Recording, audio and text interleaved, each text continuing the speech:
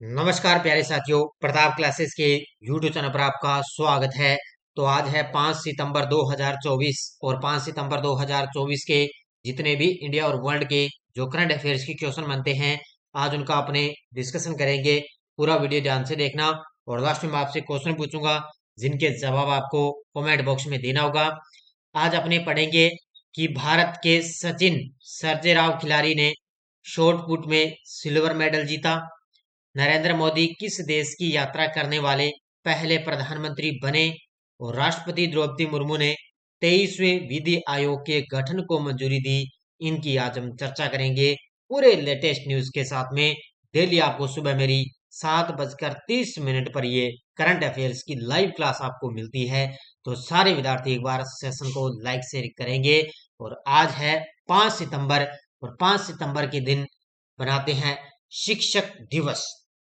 तो सभी साथियों को शिक्षक दिवस की हार्दिक शुभकामनाएं। और इसी के अवसर पर अपने प्रताप क्लासेस ऐप के अंदर जितनी भी ऑनलाइन टेस्टरी चल रही है उन सभी पर आज और कल 2 दिनों के लिए 50% की छूट रहेगी। स्पेशल ऑफर है आपके लिए। तो प्ले स्टोर से प्रताप क्लासेस का ऐप डाउनलोड कर लेना।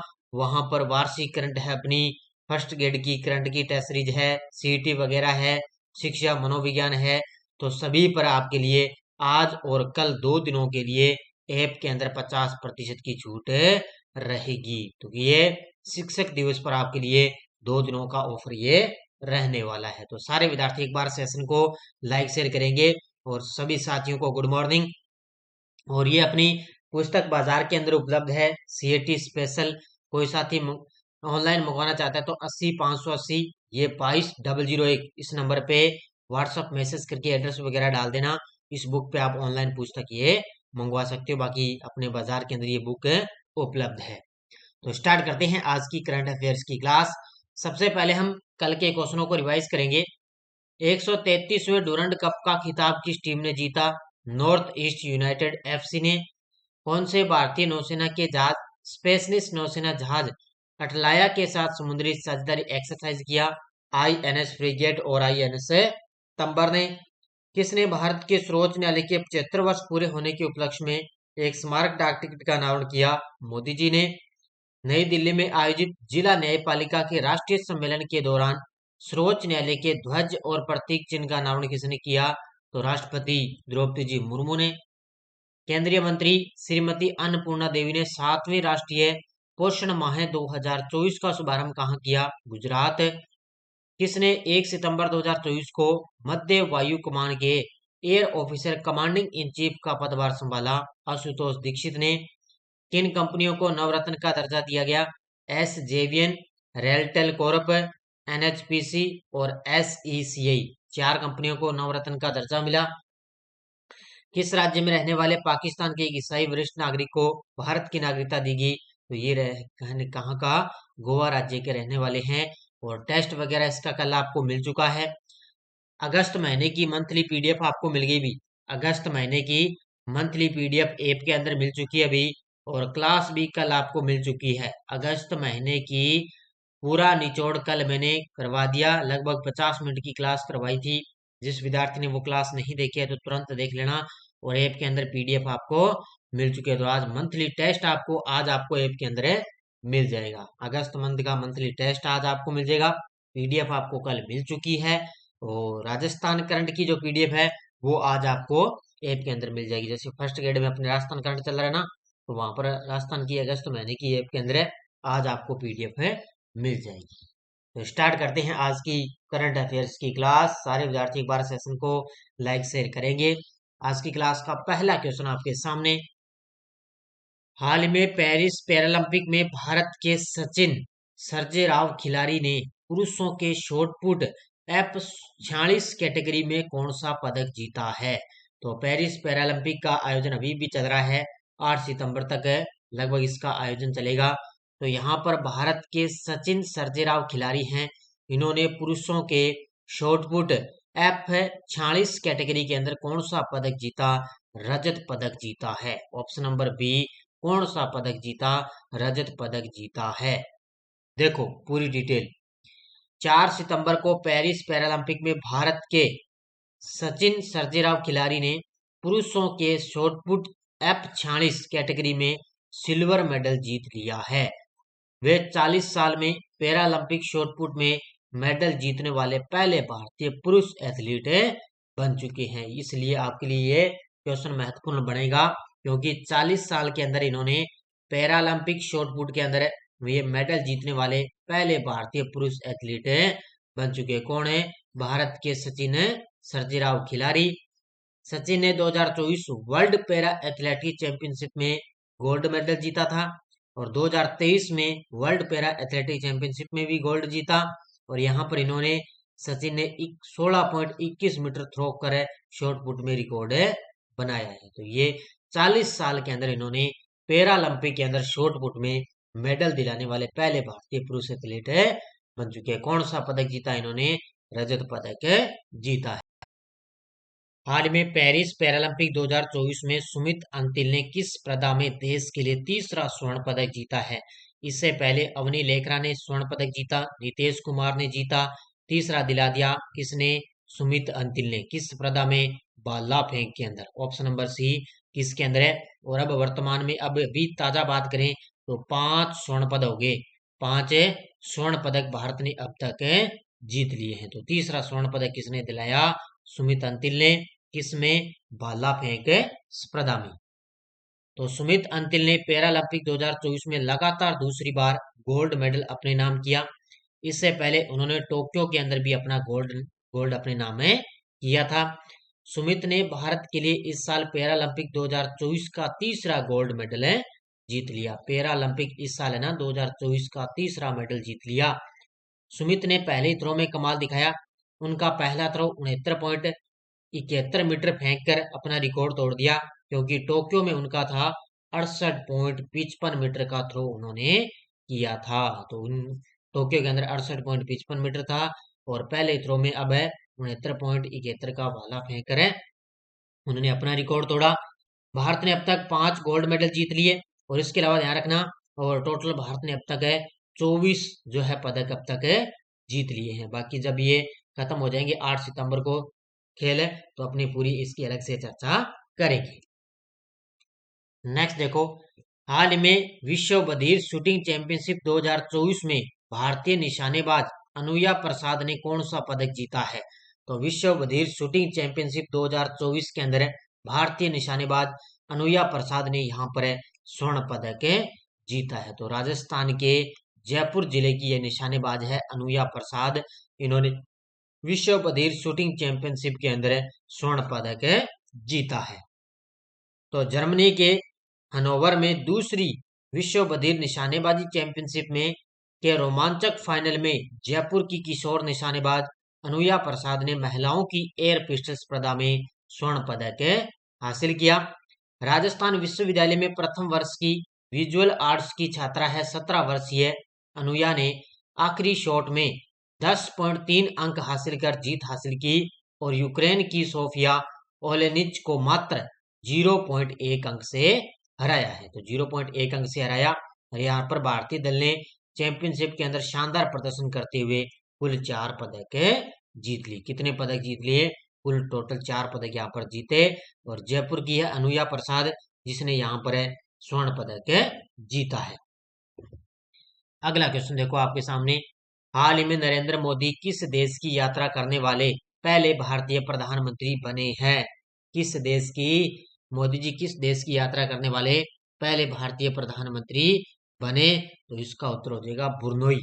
तो कल ही मैंने अगस्त मंथ की क्लास दी थी उसके अंदर मैंने करवाया था भी, मैंने कल ही बता दिया था भी जो ब्रुनई देश की 2 दिन मोदी जी की यात्रा पर हैं और ब्रुनई देश की यात्रा करने वाले मोदी जी पहले भारतीय प्रधानमंत्री बन चुके हैं। 3 सितंबर को मोदी जी 2 दिन के दौरे पर ब्रुनई पहुंचे और पीएम मोदी को गार्ड ऑफ ऑनर भी दिया गया। तो क्या दिया गया? गार्ड ऑफ ऑनर भी दिया गया था। इसके अलावा यह किसी भारतीय पीएम का पहला ब्रुनई दौरा है। भारत और ब्रुनई के बीच राजनयिक संबंधों के 40 साल पूरे हो चुके हैं। पीएम मोदी के दौरे के दौरान हाइड्रोकार्बन और प्राकृतिक गैस आयात पर यहाँ पर चर्चा हुई। और भारत ने बुर्नोई के हाइड्रोकार्बन क्षेत्र में $270 मिलियन का निवेश किया है। यानी कि यहाँ 3 और 4 सितंबर 2 दिन दौरे पर है बुर्नोई पहुंचे थे मोदी जी। वहां पर उनको गार्ड ऑफ ऑनर दिया गया और वह किसी भी भारतीय पीएम का ये पहला बुर्नोई देश का दौरा इन्होंने किया है। तो बड़ा गजब का है, पूछा जा सकता है। अगला क्वेश्चन, राष्ट्रपति द्रौपदी मुर्मू ने 23वें विधि आयोग के गठन को मंजूरी दी, यह कब तक प्रभावी रहेगा? राष्ट्रपति द्रौपदी मुर्मू ने 23वें विधि आयोग के गठन को मंजूरी दी, यह कब तक प्रभावी रहेगा? तो ये रहेगा अगस्त 2027 तक। कब तक रहेगा? अगस्त 2027 तक राष्ट्रपति द्रौपदी मुर्मू ने 23वें विधि आयोग के गठन को मंजूरी दी। इससे पहले 22वें विधि आयोग चल रहा था, उसका कार्यकाल समाप्त हो गया। अब चलेगा आगे 23वां विधि आयोग है और ये रहेगा अगस्त 2027 तक। तो राष्ट्रपति द्रौपदी मुर्मू ने 3 साल के कार्यकाल के लिए भारत के 23वें विधि आयोग के गठन को मंजूरी दे दी है, जो 1 सितंबर 2024 से 31 अगस्त 2024 तक प्रभावी रहेगा। तो भारत के 23वें विधि आयोग के गठन को मंजूरी दे दी। ये 1 सितंबर 2024 से लेकर 31 अगस्त 2024 तक प्रभावी रहेगा। इस आयोग में एक पूर्णकालिक अध्यक्ष, 4 सदस्य, अतिरिक्त पदेन और अंशकालिक सदस्य यहाँ पर शामिल होंगे। 22वें विधि आयोग का कार्यकाल 31 अगस्त 2024 को समाप्त हो गया। अब 22वें विधि आयोग के अध्यक्ष थे ना, वो थे ऋतुराज अवस्थी। उनका कार्यकाल पहले समाप्त हो गया, लेकिन अब वर्तमान में यहाँ पर कोई अध्यक्ष नहीं है। तो वर्तमान में कोई अध्यक्ष नहीं है। तो 23वें विधि आयोग कब तक चलेगा? 31 अगस्त 2027 तक। हाल ही में उत्तर प्रदेश सरकार कहाँ वैदिक 3D संग्रहालय का निर्माण कराएगी? हाल ही में उत्तर प्रदेश सरकार है वो कहाँ पर वैदिक 3D संग्रहालय का निर्माण कराएगी? तो ये कराएगी, ध्यान रखना, कहाँ पर है? वाराणसी उत्तर प्रदेश। वाराणसी उत्तर प्रदेश के अंदर वैदिक 3D संग्रहालय का निर्माण करवाएगी। कौन है? यूपी की सरकार। तो उत्तर प्रदेश सरकार ने प्रधानमंत्री मोदी के संसदीय क्षेत्र वाराणसी में संपूर्णानंद संस्कृत विश्वविद्यालय में वैदिक 3D संग्रहालय के निर्माण की घोषणा कर दी। यह अत्याधुनिक संग्रहालय भारतीय ज्योतिष, खगोल विज्ञान और वैदिक साहित्य पर यह केंद्रित होगा। इसके अंदर 16 संस्कारों, 64 कलाओं और 18 विद्याओं को विस्तृत रूप में दिया जाएगा। तो इतनी डिटेल आपको याद रखनी है। बस इतना ही आपको याद रखना है भी वैदिक 3D संग्रहालय कहाँ बनाया जाएगा? यूपी के वाराणसी क्षेत्र में। हाल ही में एंटी रेप बिल अपराजिता किसने पारित किया है? हाल ही में एंटी रेप बिल अपराजिता किसने पारित किया? तो ये किया है पश्चिम बंगाल राज्य ने। किसने किया है? पश्चिम बंगाल विधानसभा क्षेत्र ना, वहां पर एंटी रेप बिल अपराजिता पारित कर दिया है। तो इसका मतलब क्या होता है? देखो, पश्चिम बंगाल विधानसभा ने सर्वसहमति से अपराजिता महिला एवं बाल विधेयक यानी कि पश्चिम बंगाल आपराधिक कानून और संशोधन 2024 पारित कर दिया, जो यौन अपराधों के खिलाफ राज्य के कानूनी ढांचे में एक महत्वपूर्ण विकास को दर्शाता है। तो कानूनी ढांचे में एक विकास को दर्शाता है। इस कदम के साथ पश्चिम बंगाल बलात्कार, सामूहिक बलात्कार और बच्चों के खिलाफ यौन अपराधों से निपटने के लिए केंद्रीय कानूनों में संशोधन करने वाला ये पहला राज्य बन चुका है। यानी कि इससे पहले जो है बलात्कार वगैरह अपराध वगैरह हुए थे, तो इसके लिए क्या है, पश्चिम बंगाल ने जो है एंटी रेप बिल है जिसका नाम है अपराजिता, ये इस विधेयक को मंजूरी दे दी। तो इसके लिए बलात्कार वगैरह है, बच्चों के खिलाफ यौन अपराध है, इससे निपटने वाला पश्चिम बंगाल है वो केंद्रीय कानूनों में संशोधन करने वाला पहला राज्य बन चुका है। वर्ष 2024 में 10 लाख करोड़ रुपए का राजस्व पार करने वाली भारत की पहली कंपनी कौन सी बनी है? वर्ष 2024 में 10 लाख करोड़ रुपए का राजस्व पार करने वाली भारत की पहली कंपनी बन चुकी है Reliance industries. Option number D कौन सी बन गई? रिलायंस इंडस्ट्रीज बन चुकी है। तो रिलायंस इंडस्ट्रीज लिमिटेड ने 10 लाख करोड़ रुपए वार्षिक राजस्व को पार करने वाली पहली भारतीय कंपनी बनकर इतिहास रचा है। इसने 2023-24 के लिए रिलायंस ने 79,020 करोड़ और इसके शुद्ध लाभ के साथ 10,122 करोड़ का रिकॉर्ड समेकित कारोबार हासिल किया है। तो ये इसमें इतना याद रखना है भी 10 लाख करोड़ रुपए वार्षिक राजस्व को पार करने वाली पहली भारतीय कंपनी कौन सी बन गई? रिलायंस इंडस्ट्रीज बन चुकी है। भारत और यूनेस्को मुख्य विज्ञान सलाहकार गोलमेज सम्मेलन का सह आयोजन कहाँ करेंगे?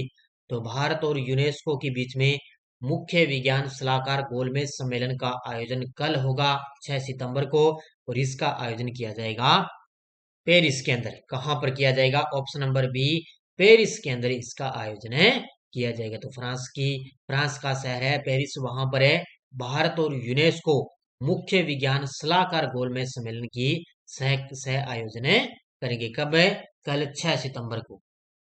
तो मुख्य विज्ञान सलाहकार गोलमेज सम्मेलन CASR के 2024 संस्करण का आयोजन 6 सितंबर 2024 को संयुक्त राष्ट्र शैक्षिक, वैज्ञानिक और सांस्कृतिक संगठन यूनेस्को के फ्रांस के पेरिस में स्थित में मुख्यालय में इसका आयोजन होगा। यह सम्मेलन भारत सरकार के प्रधान वैज्ञानिक सलाहकार के कार्यालय और यूनेस्को के प्राकृतिक विज्ञान क्षेत्र द्वारा संयुक्त रूप से आयोजित किया जाएगा। तो कल ये 6 सितंबर के दिन भारत और यूनेस्को के बीच में ये जो है गोलमेज सम्मेलन आयोजित होगा। हाल में किस केंद्रीय मंत्री ने नई दिल्ली में एग्रीश्योर योजना का शुभारंभ किया है? हाल ही में किस केंद्रीय मंत्री ने नई दिल्ली में एग्रीश्योर योजना का शुभारंभ किया? तो ये किया है कृषि मंत्री शिवराज सिंह चौहान ने। Option number D. तो अपने कृषि मंत्री कौन है वर्तमान में? शिवराज सिंह चौहान। इन्होंने नई दिल्ली के अंदर एग्रीश्योर योजना का शुभारंभ किया है। तो केंद्रीय कृषि एवं किसान कल्याण और ग्रामीण विकास मंत्री शिवराज सिंह चौहान ने कृषि क्षेत्र के विकास के लिए नई दिल्ली के अंदर एग्रीश्योर योजना का शुभारंभ किया। एग्रीश्योर स्टार्टअप और ग्रामीण उद्यमियों के लिए कृषि फंड एक अभिनव फंड है जो भारत में खेती के परिदृश्य में क्रांति लाने की दिशा में एक महत्वपूर्ण कदम है माना गया। यानी कि खेती का जो परिदृश्य है ना, उसके अंदर क्रांति लाने का एक महत्वपूर्ण कदम है। इसके अलावा शिवराज सिंह चौहान ने कृषि निवेश पोर्टल भी लॉन्च किया, जिसमें निवेश के अवसरों को केंद्रीकृत करने और कृषि व्यवसाय को बढ़ाने के लिए डिजाइन किया गया है। तो ये कृषि निवेश पोर्टल भी इसके साथ में लॉन्च किया है। यह टेलीग्राम ग्रुप है, कोई सूचना, कोई लिंक आ गया, कोई नोटिफिकेशन आ गया, सब आपको टेलीग्राम पे सूचना मिलती है। अब पिछले वीडियो क्वेश्चन क्या था? हाल में किसे नया NSG महानिदेशक नियुक्त किया गया? तो ये किया गया B श्रीनिवासन को। बहुत सारे विद्यार्थियों ने बड़े शानदार तरीके से जवाब दिए, उन सभी को हार्दिक शुभकामनाएं। और टेलीग्राम पे आपको कल वर्तमान में मैंने कौन क्या की PDF भी दे दी। इसके अलावा जो मैं आपको रिवाइज करवाता हूँ उसका पोस्टर भी आपको मिल जाता है ताकि आप वहां पर रिवाइज कर सकें। पैरालंपिक में ट्रैक एंड फील्ड में 2 मेडल जीतने वाली पहली भारतीय महिला एथलीट कौन बनी? तो वो बन चुकी है कौन है? प्रीति पाल। तो इसका जवाब आपको कमेंट बॉक्स में देना है। तो सारे विद्यार्थी वीडियो को ज्यादा से लाइक शेयर करेंगे। और इसके अलावा CET वगैरह है, करंट की टेस्ट सीरीज चल रही है, वर्ल्ड, इंडिया, राजस्थान तीनों के लिए। इन सभी पर आज आपके लिए 50% का ऑफ रहने वाला है। तो बढ़िया तरीके से आप ये टेस्ट सीरीज ज्वाइन कर लेना। बाकी आपको शिक्षा मनोविज्ञान है, इसके अलावा इंडियन पॉलिटी है, ये टेस्ट सीरीज आपको लगातार